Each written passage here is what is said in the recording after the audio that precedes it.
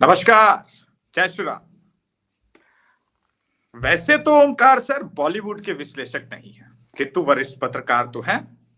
लेकिन मैंने ओमकार सर को इसलिए बुलाया कि एक युवा जिसने 90s में फिल्मों को देखा, लेकिन ओमकार चौधरी सर ने बॉलीवुड के उस दशकों के फिल्मों को बहुत देखा होगा, उनके गानों को सुना होगा जब फिल्में गानों की वजह से हिट होती थी। आज एक फिल्म है जो गाने के ही वजह से विवाद में है। ओमकार चौधरी सर हमारे साथ जुड़ चुके हैं। सर, गाइड, मेरे जीवन साथी, अनगिनत फिल्में हैं, कितनों के नाम ले, लेकिन मेरी जो दो चार फिल्में हैं जिसके गाने ने मेरे ऊपर बहुत ज्यादा प्रभाव डाला, उसमें एक हमराज है, गाइड है, और मेरे जीवन साथी है राजेश खन्ना का, आराधना है। एक लेगेसी थी जहां पे फिल्में, तीन देवियां हो गई, कितने ही फिल्में हैं जहां पे गानों के अर्थ इतने डीप होते थे कि आदमी गाने दिन भर सुन सकता था, उससे बोर नहीं होता था। और आज एक फिल्म है जो सिर्फ गाने की वजह से फिलहाल तो विवाद में है। वो शाहरुख खान, दीपिका पादुकोण के अलग फैक्टर हैं, उस पर हम बाद में जाएंगे।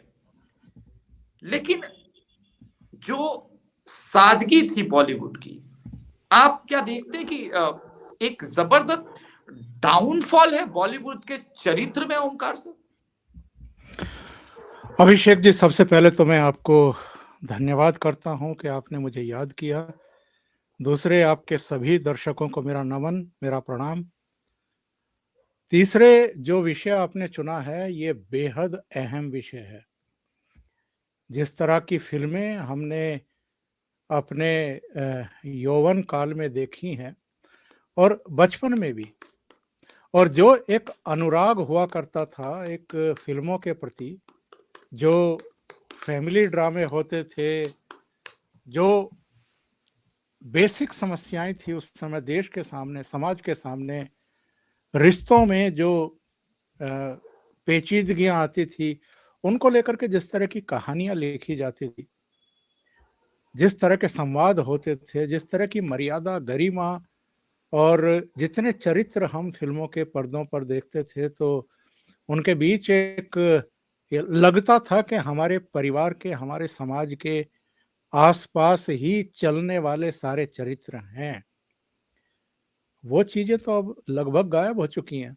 आप जरा दिमाग पर, मन मस्तिष्क पर बहुत जोर दे करके अगर ये सोचें कि पिछले 2 दशक में या 3 दशक में भी अगर हम कहें, तो ऐसी कितनी फिल्में आई हैं जो हमारे ग्रामीण जीवन, ग्रामीण परिवेश या किसानों, मजदूरों, सर्वहारा वर्ग, वंचित वर्ग, उनके जीवन पर आधारित हो। जो गरीबी है, जो लाचारी है, जो बेबसी है समाज के एक बड़े तबके की, उसको लेकर के कोई फिल्मकार जो है वो फिल्म नहीं बनाता है। और जो ज्वलंत मुद्दे हैं इस देश के, आतंकवाद हो, नक्सलवाद हो, या तमाम तरह की विद्रूपताएं हम देखते हैं, सामाजिक भी और राजनीतिक, धार्मिक और आपके सांस्कृतिक भी, उन विषयों पर कितनी ज्वलंत फिल्में बन रही हैं, या ऐसे कौन से करैक्टर हमें याद रह जाते हैं जैसे हमें, हालांकि उस तरह हम आइडियल नहीं मानते, लेकिन कट फिल्म थी जिसको हम कहते हैं कल्ट फिल्म, शोले, उस तरह के कैरेक्टर हमें अब कितने याद रह जाते हैं। या जिस तरह का गीत संगीत हुआ करता था 50 के दशक की, 60 के दशक की अगर मैं बात करूं, 50 के दशक में तो अगर आप देखें तो किस किस तरह के म्यूजिक डायरेक्टर थे, किस किस तरह के गीतकार थे। अब शैलेंद्र जैसे गीतकार हैं क्या? या अगर उनके बाद के की पीढ़ी के अगर हम देखें तो नीरज हैं, संतोष आनंद हैं, योगेश हैं, ऐसे गीतकार कहाँ हैं? अब इंदिवर हैं, मजरूह सुल्तानपुरी, या आपके उसी कड़ी के अगर हम शमीम जयपुरी से लेकर के और साहिर लुधियानवी को ले लें, हसरत जयपुरी को ले लें, कहाँ अब वो गीतकार हैं? कहाँ उस तरह का दर्शन, उस तरह का जीवन का मर्म हमें गीतों में दिखाई और सुनाई पड़ता है। पहले तो आपको भी ध्यान होगा, बहुत सारे दर्शकों को भी ध्यान होगा, जब हमें आकाशवाणी से, रेडियो से बजने वाले गीत, संगीत और कोई मन पसंदीदा सॉन्ग अगर चल रहा है विविध भारती से या दूसरे आकाशवाणी केंद्रों से, तो लोगों के पैर रुक जाते थे सुनने के लिए। जब तक वो गाना खत्म नहीं हो जाता था, तब तक आदमी आगे नहीं बढ़ते थे। आजकल तो बेहुदा सॉन्ग, बेहुदा म्यूजिक, आजकल जिस तरीके से हमें सुनने को मिलता था, और हमने बाद में इंटरव्यूज भी देखे, लता मंगेशकर के इंटरव्यूज भी देखे, मन्ना डे के भी देखे, महेंद्र कपूर के भी देखे, किशोर कुमार के कुछ कुछ इंटरव्यू हैं, रफ़ी साहब के बहुत कम इंटरव्यूज हैं, बीबीसी से 1-2 इंटरव्यू हैं, 1-2 और हैं। पर पता चलता है कि उस समय के जो म्यूजिक डायरेक्टर थे, उनमें आपस में ही एक प्रतिस्पर्धा हुआ करती थी कि इस बार का श्रेष्ठ संगीत किसको देना है, श्रेष्ठ नगमा किसको लिखना है, गीत किसको लिखना है। और एक से एक बेहतरीन सॉन्ग जो है वो हमें सुनने को मिलता था। कई कई दिन तक रिहर्सल चलती थी। आजकल क्या हो रहा है, कोई हिट, सुपर हिट फिल्म जिसको ये दर्जा दे देते हैं कि साहब 300 करोड़ कमा लिए, 400 करोड़ कमा लिए, उसका कोई गाना हमें याद भी रह जाता है कि कोई गाना आया था इस फिल्म में। बिल्कुल ठीक बात है सर। मतलब बेढंगे, बेहुदा, बेशर्म गाने जो हैं वो आजकल बनाए जा रहे हैं। और ये इसलिए कि जो कंगना रनौत ने नाम दिया था गटरवुड, ये अब गटरवुड में तब्दील हो चुका है फिल्मी दुनिया, और वहां पर अब ताराचंद बड़जात्या जैसे लोग नहीं हैं, राजश्री वालों की उस तरह की साफ सुथरी फिल्में नहीं हैं, या मनमोहन देसाई के समय भी, सुभाष घई के समय भी, राज कपूर के समय भी, मतलब उस समय भी कुछ कहानी होती थी, साफ सुथरी चीजें होती थी, देखने का मन करता था, इतना बड़ा कैनवास होता था, दर्शक खुश होकर के निकलता था बाहर। आजकल तो जिस तरह की फिल्में बन रही हैं उनको कोई देखना भी पसंद नहीं करता है, और वो किस तरीके से हिट और सुपर हिट हो जाती हैं, और उसमें कितना बड़ा खेल है, किस प्रोडक्शन हाउस की, किस अभिनेता की फिल्म को 8,000 स्क्रीन मिलनी है देश में और दुनिया में, ये पहले से तय हो जाता है। और ये कराची से तय होता है या दुबई से तय होता है, और किसको खत्म करना है, किस बढ़िया से बढ़िया फिल्म को भी 500 स्क्रीन नहीं मिल पाती हैं, ये सारा खेल जो है ये डी गैंग का है। तो जब तक ये खेल चलते रहेंगे डी गैंग के, तब तक यही होगा जो इस समय हमें देखने को मिल रहा है। दर्शकों से निवेदन है, वीडियो में आगे बढ़ने से पहले वीडियो को लाइक जरूर कर लें। मैं नए दर्शकों के लिए एक थीम बताता हूँ। बहुत सारे दर्शकों ने नहीं देखा होगा, लेकिन एक समय था जब फिल्मों में सनातन का सम्मान कैसे होता था। स्क्रीन के सामने मेरी one of the few film है जिसे मैं बहुत पसंद करता हूँ, गाइड फिल्म है। इस फिल्म में दिखाता है कि एक गांव के लोग, किसान, जहां पे बरसात नहीं हो रही थी और इनको संत समझ लेते, और गलती से किसी ने जिसको कहते हैं मिस कन्वर्सेशन के वजह से ये बता दिया कि ये संत तब तक उपवास रखेंगे जब तक गांव में बारिश नहीं हो जाती।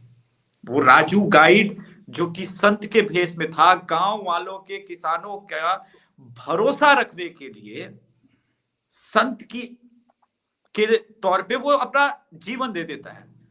मैं सिर्फ गानों की बात नहीं कर रहा हूं, जो इमोशन और सनातन धर्म मिट्टी के जो वैल्यूज थे, वो वैल्यूज ओमकार सर क्यों बॉलीवुड से खत्म हुए। और दूसरा इसमें महत्वपूर्ण सवाल, जिस इंडस्ट्री ने गाइड जैसी फिल्में दी हैं, वो इंडस्ट्री अचानक से कैसे सनातन धर्म के इतना विपरीत हो गया। क्या इसमें दाऊद इब्राहिम का एक बहुत बड़ा रोल है, जब उसने पूरा कैप्चर किया बॉलीवुड को? क्योंकि आपने वो दाऊद इब्राहिम का वो समय देखा होगा, ज्यादा हमसे अच्छी तरह से आपको याद होगा, इसलिए मैं पूछ रहा हूं। देखिए, ये जो आरोप लगाए जाते हैं कि जब से ये 3 या 4 खान जो हैं ये फिल्म इंडस्ट्री में आए हैं और मेन धुरी बने हैं, तब से एक तरीके से इसको टेक ओवर कर लिया गया उस गटरवुड के द्वारा। और ठीक बात है। जो डी गैंग है उसका अंडरवर्ल्ड का तो पहले से ही दखल रहा है, लेकिन वो इस तरीके से नहीं था कि सिर चढ़ करके बोलने लगे। वो इस तरीके से नहीं था कि वहां से दखलंदाजी होनी शुरू हो जाए कि पाकिस्तान के किन किन कलाकारों को आपको फिल्मों में कास्ट करना है या काम देना है, या किन ठीक है। गायकों से आपको गाने गवाने हैं।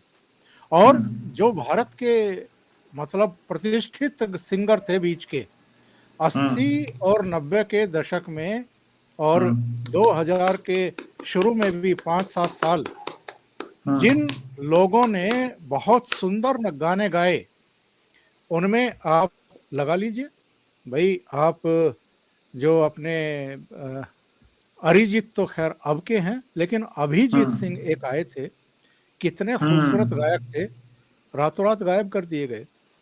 कुमार शानू, सोनू निगम, ऐसे बहुत सारे हिंदू गायक हैं जिनको काम मिलना बंद हो गया, जिनको अलग थलग कर दिया गया। किसके इशारे पर हुआ ये?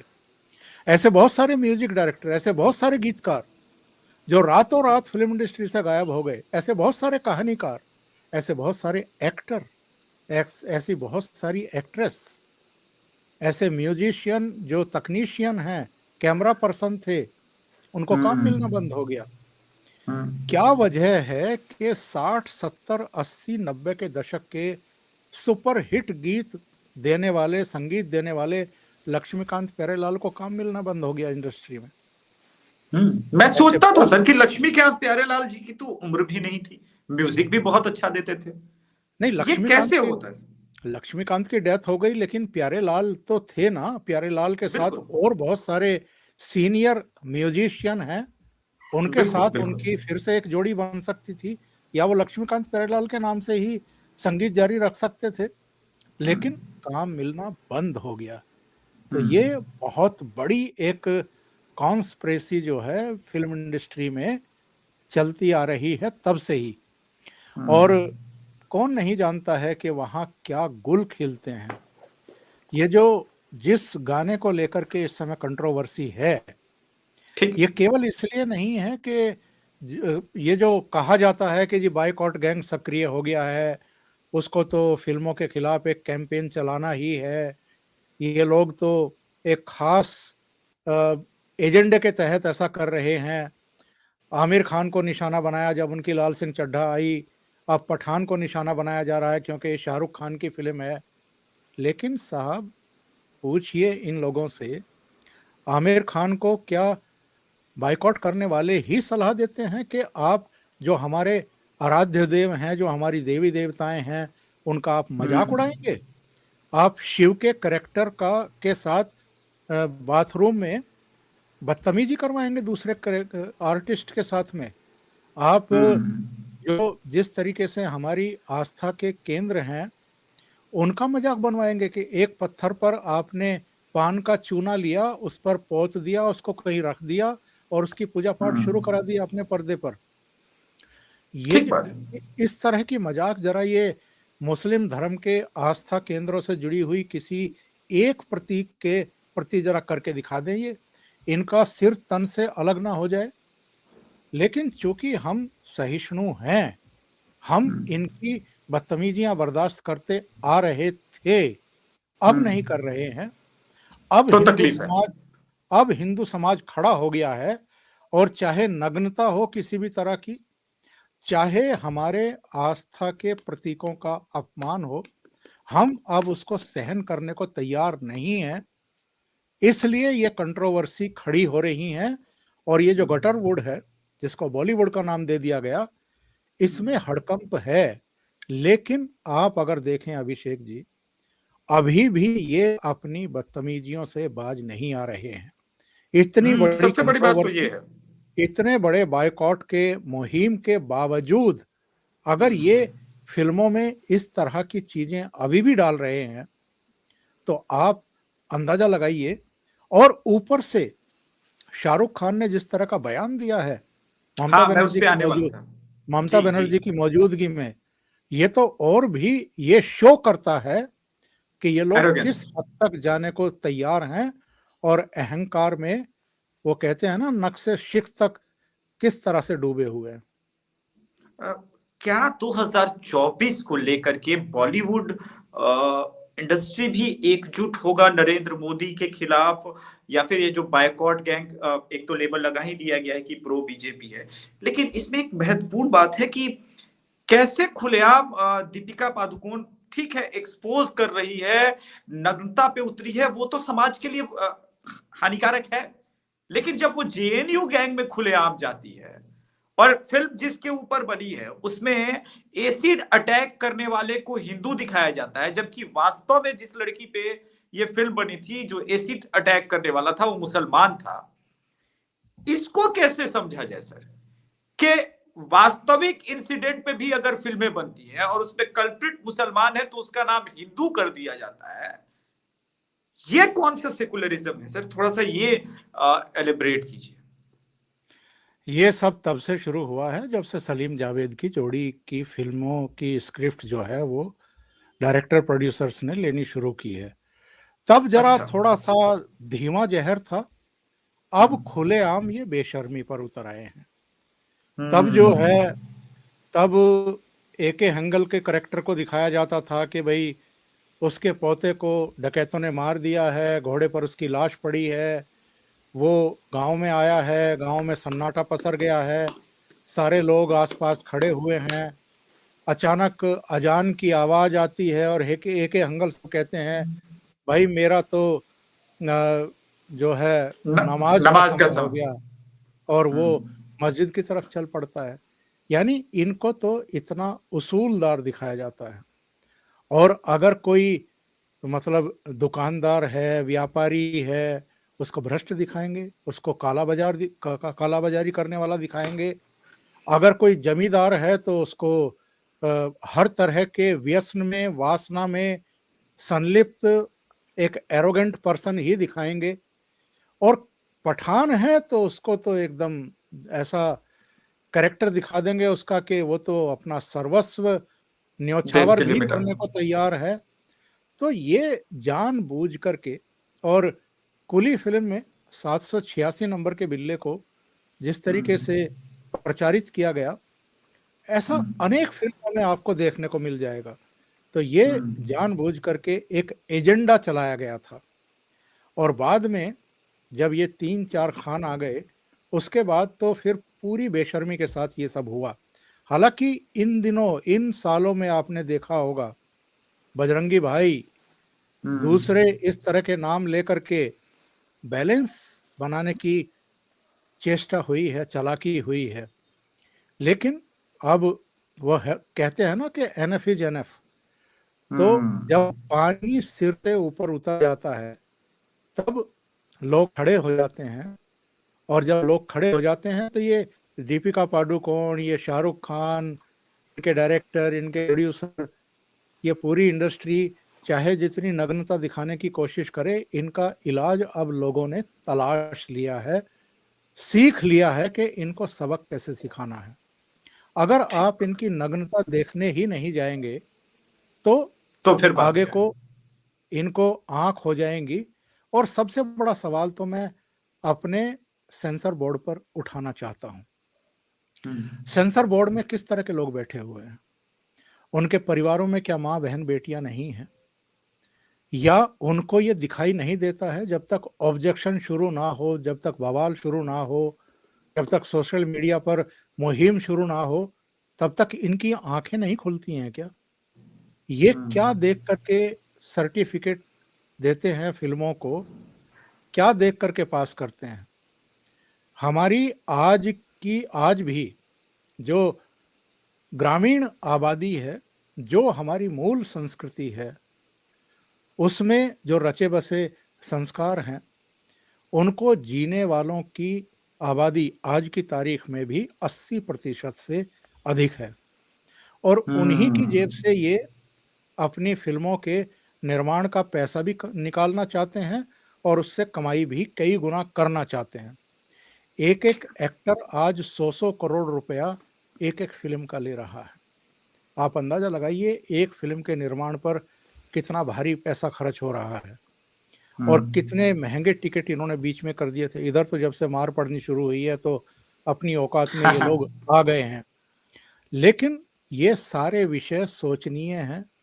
अल्टीमेटली सरकार को भी जिस तरीके से आज पब्लिक खड़ी हो गई है इनके खिलाफ, इनकी नग्नता के खिलाफ, इनकी नंगई के खिलाफ, उसी तरीके से सरकार को भी सोचना पड़ेगा। और सेंसर बोर्ड में भी जो दूसरी संस्थाएं हैं उनमें भी ऐसे लोगों को बैठाना पड़ेगा जो हमारे देश की आत्मा है उसको समझते हों, जो हमारे संस्कार हैं उनमें रची बसी फिल्मों को प्रमोट करते हों और जो हमारी संस्कृति पर कहीं ना कहीं आक्षेप कर रहे हैं या प्रहार कर रहे हैं या उनको गंदा कर रहे हैं, ऐसी फिल्मों को हतोत्साहित करने वाले लोगों को बैठाना पड़ेगा। ये बात ठीक है आपने जो कही। दीपक सुहाल जी कह रहे हैं राम राम अभिषेक भाई एंड ओमकार सर, 2024 में वो सब होगा जो अभी तक नहीं हुआ। पानीपत का मैंने चौथा युद्ध नाम रखा है, इन्होंने तीसरा कहा। Sadly this movie spelled my village youth. और ट्विटुद्दीन खार कहते हैं ओमकार सर नमस्कार, आप दोनों को ज्यादा पता होगा, मगर कुछ लोग ये भी कहने लगे हैं कि शिरडी साईं असल में चांद मियां थे, अमर अकबर एंथोनी में उसे जबरदस्ती प्रमोट किया गया।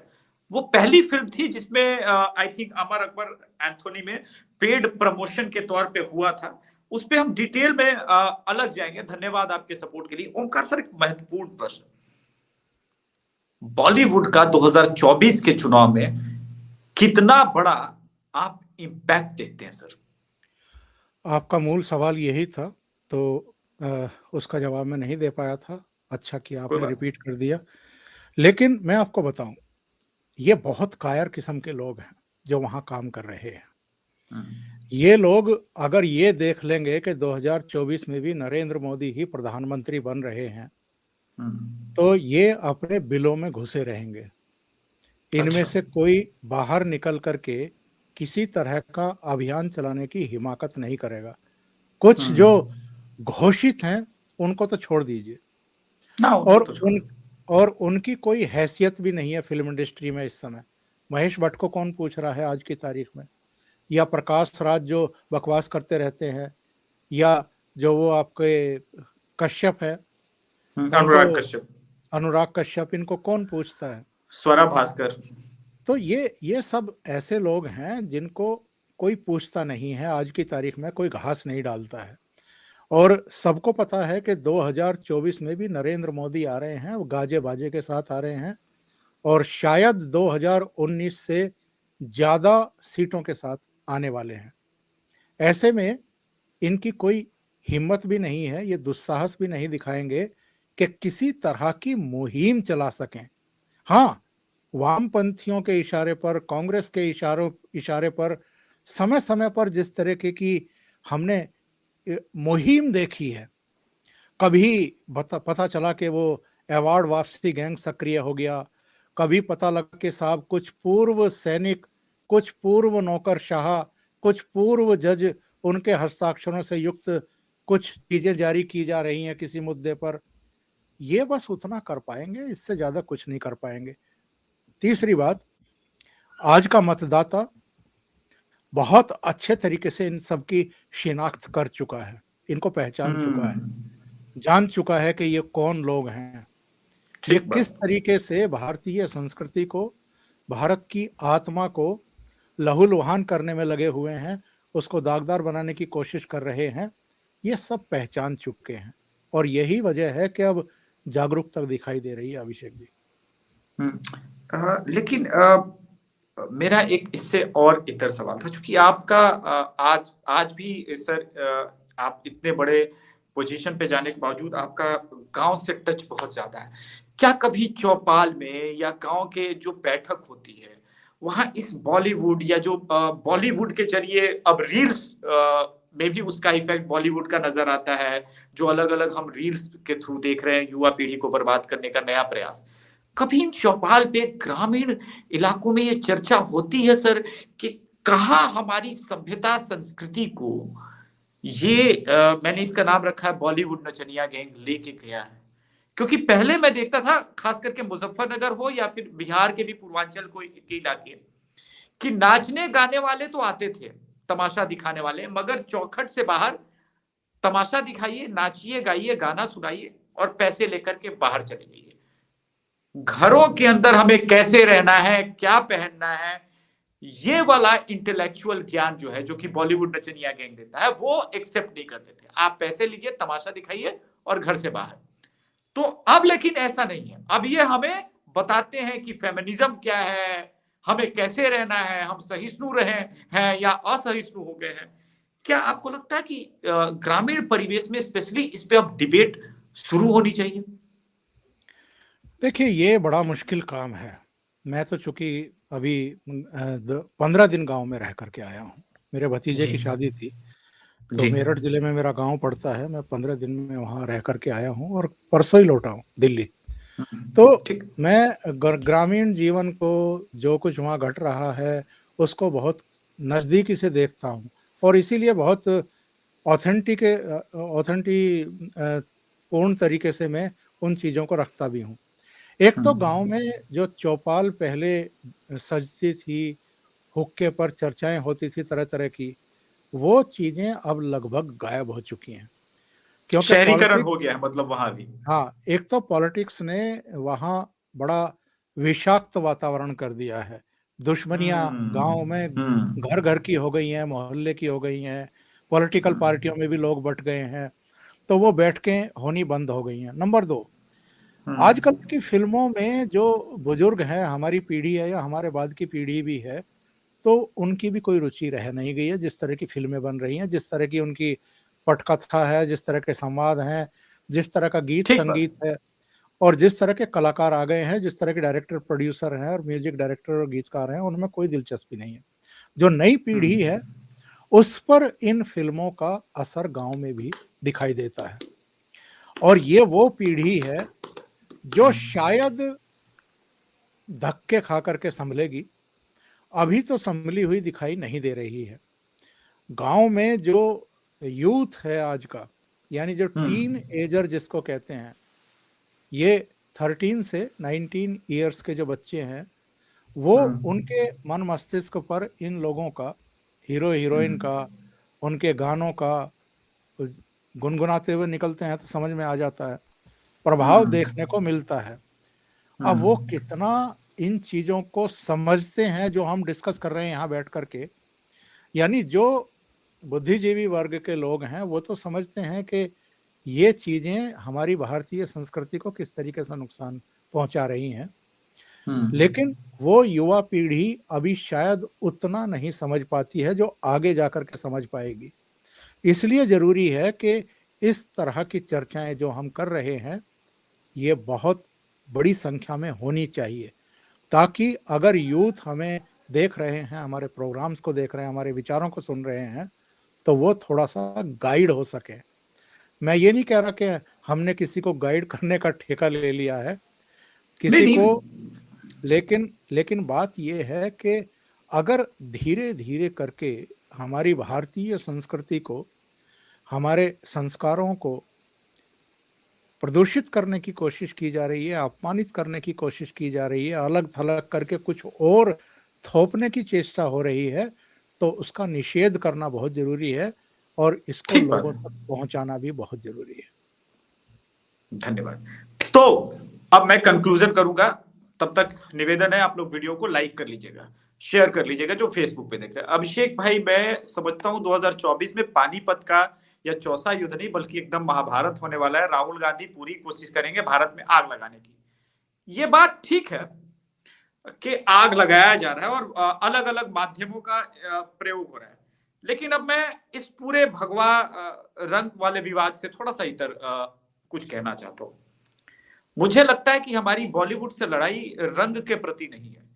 जो बॉलीवुड अपने निम्न स्तर को प्राप्त कर चुका है, जो समाज को विषाक्त बना रहा है, जो अश्लीलता फैला रहा है, जो हिंदू समाज के खिलाफ लगातार प्रहार कर रहा है और ड्रग्स, सेक्स, हिंसा, मर्डर, जो ये सारी चीजें दिखाई जा रही है। आज शाहरुख ने ममता बनर्जी के सामने कहा कि फिल्में समाज का आईना है और ये बहिष्कार करने वाले बड़े नकारात्मक लोग हैं। मैं शाहरुख जी से कुछ कहना चाहता हूँ, निसंदेह फिल्में समाज का आईना होता था। जब घरों घरों में बंटवारा हो रहा था तो मुझे फिल्म का एग्जैक्टली नाम याद नहीं आ रहा है, सुनील दत्त की फिल्म थी जिसका खानदान। एक बहुत खानदान, बिल्कुल बिल्कुल सही आपने याद दिलाया सर, जिसका एक फेमस गीत आज भी मैं गाता हूं क्योंकि मेरी फैमिली तो कम से कम ज्वाइंट है, ज्वाइंट अभी भी है। कल चमन था आज एक सहरा हुआ, देखते ही देखते ये क्या हुआ। जो पहले के फिल्मों में डेप्थ था, जो गानों के मीनिंग होते थे, उससे हम कनेक्ट कर पाते थे। मुझे नहीं लगता कि इस बेशर्म रंग से मेरे घर का, परिवार का कोई भी इंसान खुद को कनेक्ट कर पा रहा है। मेरे बहिष्कार का कारण यह है। दूसरी बात, बाढ़ आए, तूफान आए, नाचे गाएं आप, टिकट ले हम और आप मदद करेंगे पाकिस्तान की, तो ये तो अनएक्सेप्टेबल है। बाकी दीपिका का बहिष्कार इसलिए है क्योंकि जेएनयू में जब वो साथ गई थी, मुझे लगा कि ये पर्सनल लेवल पे वो लेके गई और उसके पीछे पाकिस्तान के प्रमोटर्स का हाथ था, वो बाद में स्पष्ट हुआ। तो कई कारण है और इसे हम, मुझे लगता है कि इस वजह से बहिष्कार है। बाकी रंग का मैं नहीं मानता कि रंग, शब्द, भाषा, वेशभूषा मेरे लिए बहुत इंपॉर्टेंट रखता है, परंतु बॉलीवुड की नीचता मेरे लिए बहुत महत्वपूर्ण है। जाने से पहले सर, आपका क्या कारण है, आप क्यों चाहते हैं कि फिल्म, इस प्रकार की फिल्में जो है बहिष्कार किया जाए? देखिए, ऐसी फिल्मों का बहिष्कार तो होना ही चाहिए, बायकॉट होना ही चाहिए, क्योंकि इनको शिक्षा मिलना बहुत जरूरी है, सबक मिलना बहुत जरूरी है। अगर आप दंड देना शुरू नहीं करेंगे तो वो रिपीटेडली इन चीजों को करते रहेंगे और अन्य को भी प्रोत्साहन मिलेगा। एक और बात मैं कहना चाहता हूं आखिर में। जी सर। योगी आदित्यनाथ ने जो श्री गणेश किया है ग्रेटर नोएडा में नई फिल्म सिटी बनाने का, वो एक बहुत बड़ा स्टेप है। और मुझे लगता है कि जब ये तैयार हो जाएगी तब ये जो गटर वुड जिसको मैं कहता हूं, उसमें से गटर वहां रह जाएगा और उसको देखने वाले कौन होंगे, उसको हिट कराने वाले कौन होंगे, ये तो अब वो जानेंगे। लेकिन जो वाकई भारतीयता के रंग में रंगे हुए हैं, जो भारतीय सभ्यता, संस्कृति, संस्कारों, इन सब से सरोकार रखते हैं, जो हमारा गौरवपूर्ण इतिहास है, उसको प्रमोट करना चाहते हैं या उससे रंगी हुई फिल्में बनाना चाहते हैं या देश प्रेम की फिल्में बनाना चाहते हैं, वो सब ग्रेटर नोएडा के फिल्म स्टूडियो में शिफ्ट होंगे, ऐसा मुझे लगता है। एक बहुत बड़ा बदलाव आने वाले समय में हम देखेंगे। अभिषेक जी, धन्यवाद। ओमकार सर, शो में जुड़ने के लिए बहुत बहुत धन्यवाद। ओशियन नेटवर्क मेरा भी फेवरेट चैनल है, मैं भी इसलिए देखता हूँ। देखिए, हम डिफरेंट चैनल इसलिए देखते हैं, चाहे जेडी हो, ओशियन नेटवर्क हो, क्योंकि ज्ञान हर तरफ बट रहा है और सनातन की ये लड़ाई है। और मैं अभी से आपको वार्निंग देता हूँ, इन राष्ट्रवादी चैनलों पे आपका विजिट होना, शेयर करना बहुत आवश्यक है, क्योंकि मेरे हिसाब से वाकई 2024 का युद्ध आर और पार का होने वाला है और इसमें हर एक योद्धा की भूमिका, चाहे वो दर्शक हो, स्पीकर हो, बहुत निर्णायक भूमिका होने वाली है। जय श्री राम, मां भारती आप सबका कल्याण करें। चैनल जरूर सब्सक्राइब करें। सभी दर्शकों को भी नमस्कार।